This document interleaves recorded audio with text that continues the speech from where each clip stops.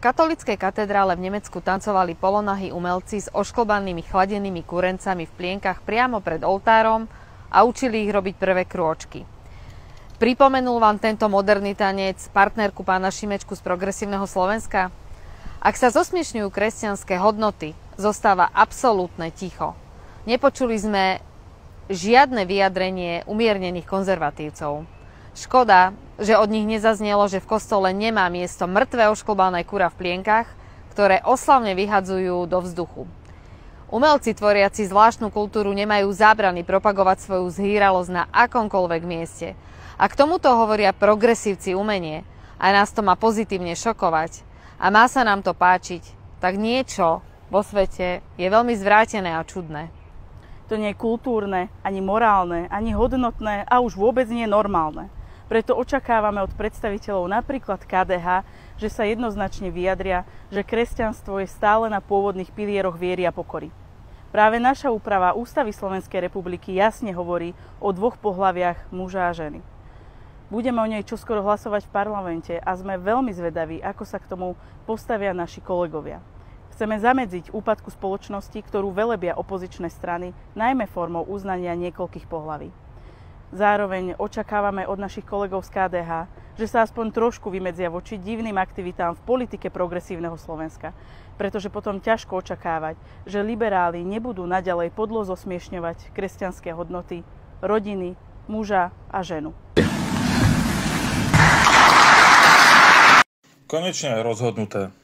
Slovenská republika nebude plniť vlhké sny Bruselu, ale riešiť vlastnú realitu.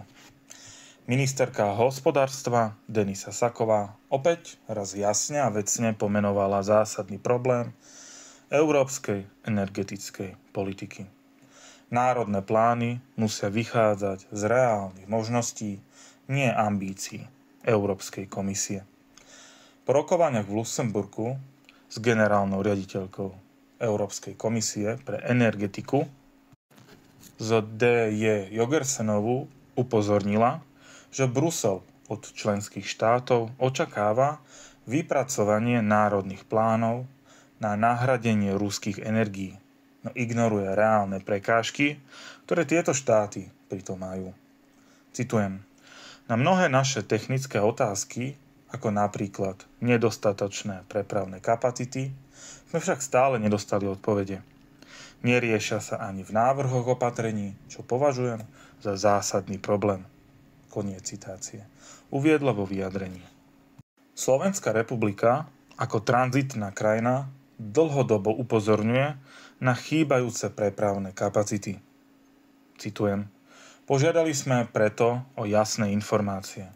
Koniec citácie. Ministerka zároveň vyzvala Európsku komisiu, aby posilnila princíp solidarity nielen pri cenách energií, ale aj v otázke ich bezpečného prístupu. Citujem: vyzvali sme tiež Európsku komisiu, aby zvážila regulovanie prepravných poplatkov a prevedenie právnej obhájiteľnosti je opatrení v prípade medzinárodných arbitrážnych súdnych sporov. Koniec citácie. Saková tak ukázala, že hájí záujmy Slovenska s rozvahou a s odborným prístupom. Brusel by mal počúvať namiesto toho, aby členským krajinám prikazoval nereálne opatrenia.